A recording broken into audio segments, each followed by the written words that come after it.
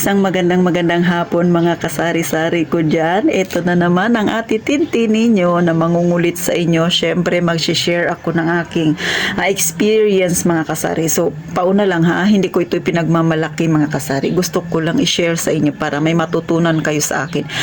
At saka kayo na ang humusga kung gusto ba ninyo yung ganito o hindi. Kayo na ang humusga kung sa tingin nyo ay maganda ba yung nasi-share ko sa inyo. Pero siyempre kapupulutan ninyo ito ng idea at saka kayo mismo makakapagpasya mga kasari.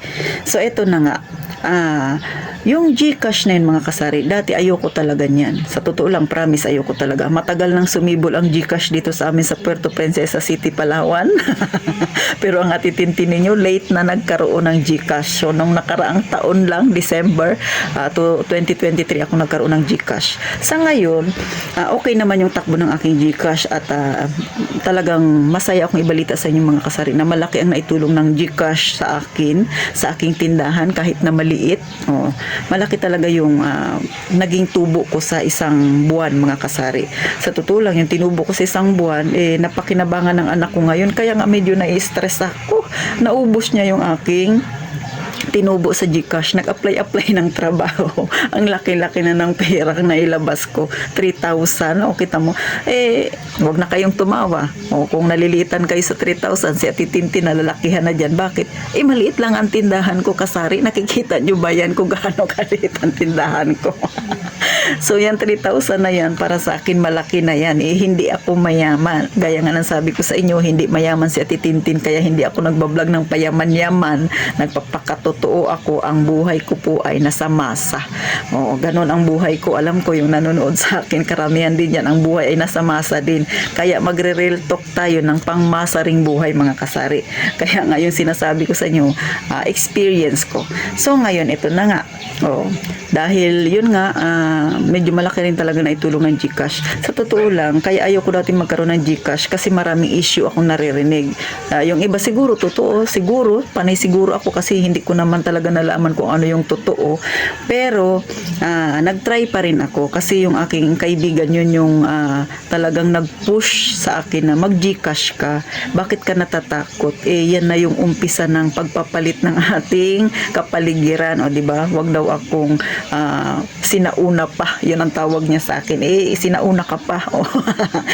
Sa totoo lang, inaamin ko naman mga kasari kasi dito sa amin, karamihan, mahilig nang mag-cash in, cash out sa GCash. So si Ate Tintin ninyo, walang GCash noon. So maraming opportunity na pinalampas ko lang. Ngayon, nagsisi ako kung matagal na ako nag-start sa GCash. Ibig sabihin, malaki na sana ang kinita ko. Oo, medyo maganda talaga ang kita sa GCash. Lalo na kung marami ka pang extrang pera na pwede mong ipapakash out sa yung mga customer, mga kasari. So ito na nga, sabi ng kaibigan ko, may GCash ka na. Nung mga nakaraang araw, alam niyo sa mga kasari, dito sa amin sa Puerto Princesa City, Palawan, binuo ko na yung address. Malakas naman ang signal, pero mas madalas mahina. Nako talaga PLDT. So ganon mga kasari. Ngayon, syempre maraming mga bundok-bundok dito sa amin. So, ganun.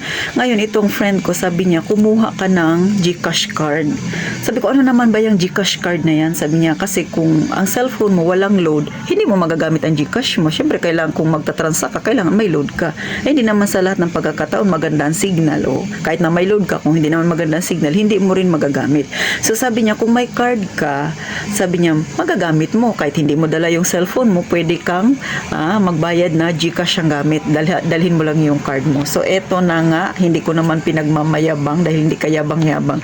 So kayo ba mga kasari, ano sa tingin ninyo? Ano ang percent sa inyo? 100% ba? Maganda ba? Sa mga nakapag-try dyan, sana makomment nyo naman kay Ate Tintin kung maganda nga ba ito, kasi ngayon ko lang siya natanggap, kaya sinishare ko sa inyo. Baka yung iba wala din, katulad din sa akin, ngayon lang din na-experience ito. Pero mga kasari, yung mga nanonood sa akin na may ganito na, ano ang experience nyo dito sa GCash card? Maganda ba, kasari? Kasi si Ate Tintin ninyo wala pang alam kasi nga ngayon ko lang siya natanggap. So ayon doon sa aking friend, siya yung sasabihin ko, ayon sa kanya, maganda daw. Siguro na-try niya na. Ngayon, siyempre, pag gagamitin ko to, isi-share ko rin sa inyo. Sa ngayon, hindi ko pa siya alam kung maganda nga ba o hindi.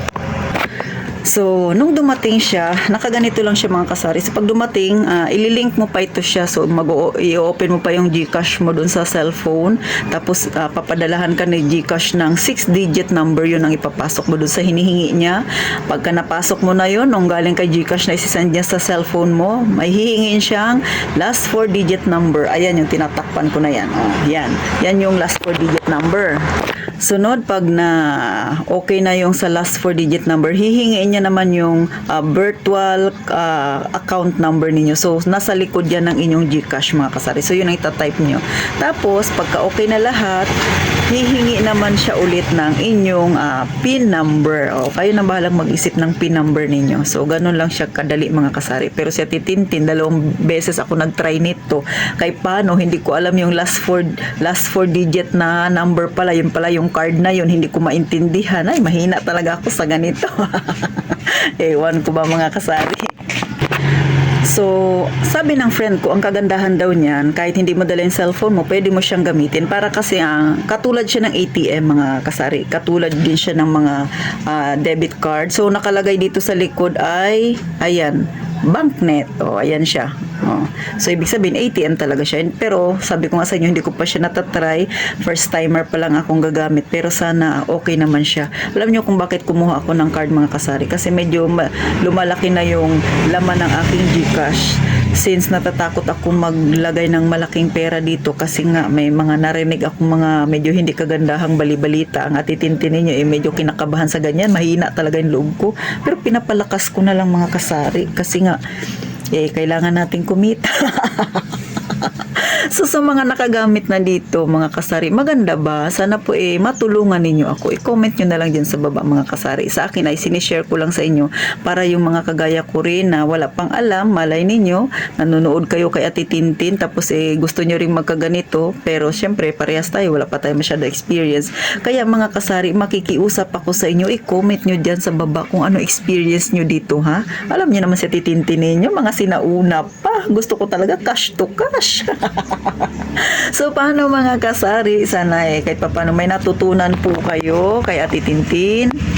At syempre pa, bago ko tapusin itong mga kasari, hihingi naman ako ng subscribe sa inyo. Lambing na lang ni Ate Tintin ha. Isang click nyo lang kasari.